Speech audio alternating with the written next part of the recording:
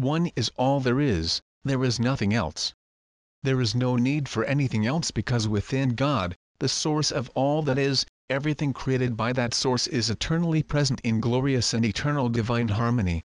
As humans, experiencing by your own choice the severe limitations that a physical body imposes upon you, it appears that you are small insignificant beings in a vast physical universe that is completely unaware of you.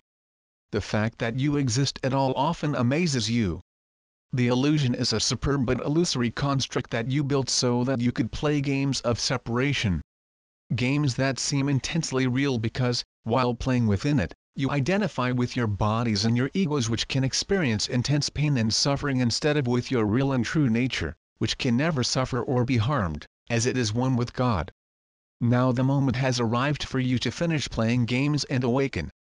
Truly they have become overwhelming in the shock and suffering that they serve up to you, and you have all had more than enough of the seemingly endless betrayals and conflicts with which they present you daily. To awaken is to let go of your beliefs, all of them. That may well sound insane. I have to believe in something, you exclaim. But truly all of your beliefs are beliefs in aspects of the illusion and are therefore unreal.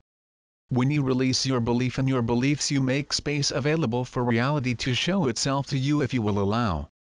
But fear often invades that space when you clear your minds because awareness then arises reminding you of your sense of aloneness and of abandonment that is the main feature of the illusion which you built purely to experience separation from Source. Your natural state, your only state, your real state, is oneness with Source, and should you be able to separate which is impossible you would cease to exist. Deep within you know this, but you have forgotten, or rather lost your awareness that separation is impossible because God, and therefore each one of you, exist eternally as one. Look at the fear, look through the fear and see the infinite peace that lies beyond it. The fear is but a misty wraith that you have interposed between yourselves and reality. Walk through it into the brilliant light of God's love that awaits you on the far side and never again will fear have power over you. Momentary fear occurs when the body senses danger, and that is normal. Its function is to get your attention so that you can take the necessary steps to avoid or move away from any danger to the body. Afterwards it normally dissolves. However, it can be replaced by severe anxiety if you keep replaying in your minds the memory of the event that caused it. That is an ego distraction from life in the now moment, the only moment there is. Your egos love you to be fearful because then they can control you and direct you into thoughts, words, and actions that are inappropriate and that can lead to you doing harm to your own bodies or to the bodies of others, and from there suffering and more fear arises, strengthening your egos. Only bodies can suffer, and you are far, far more than your bodies. Within each one of you the whole universe is present. Everything you experience comes from within you, there truly is no out there. Therefore you have the power to change what you experience. What arises physically is a result of the collective human mind's projections, but how you experience what arises is due to the individual choices you make in the moment. You all are aware of people in difficult or dangerous physical situations responding in different ways as they deal with them. Some are courageous and help those in need, while others panic and flee. And it is inappropriate to judge either response as right or wrong because you can have absolutely no idea of what is driving people under pressure. What you do need to understand is that you have the power of choice in every moment, and that whatever choice you make is a totally valid exercise of your power. From each choice you make during your earthly lives lessons arise that you wish to experience. That is frequently not apparent, and if the lesson remains unseen, unrecognized, and unlearned it will be presented again and again until you do learn it so that then you can move forward on your spiritual path. Sometimes people experience personally catastrophic events in their lives because the more gentle nudges they had been receiving to indicate the lessons with which they were being presented had not been recognized. Every event, every experience that occurs during your earthly lives has a purpose that you intended to have presented to you for the lesson that you wish to learn.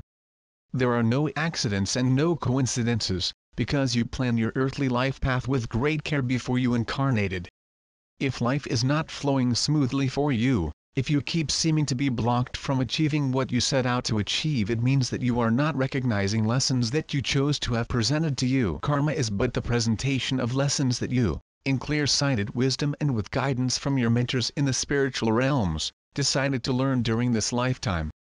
Do not worry about failing to recognize and learn them. There is no stigma attached. There will always be another chance, and you will learn what you chose to learn. As you follow your chosen path of learning, your earthly lessons are always presented at the appropriate moment. As you learn them, peace and satisfaction follow. If you are not at peace, not experiencing satisfaction in your lives, then look at how you are behaving and responding to situations that arise, and ask yourselves if you are engaging with them lovingly, honestly, and with absolute integrity. Remember, love is the answer in every situation. And you do know that. Sometimes you may see people giving their all to assist others, to comfort others, to advise others, and yet their own lives appear to be very stressed and unhappy. Send them love, quietly and discreetly, and know that they are presently either not fully recognizing the lessons being presented to them, or that they have chosen a difficult path as a means of being with others who need and have requested more assistance through prayer. Every prayer and call for help is heard and most positively responded to, always. And, as usual, I shall end this message by reminding you to go within daily, where you can access the divine flame of love that resides within each one of you, waiting for your invitation to embrace you. You are never alone, however painful the situation you are experiencing may be. Know that you are infinitely loved in every moment, and invite love in to comfort and advise you. With so very much love, Soul.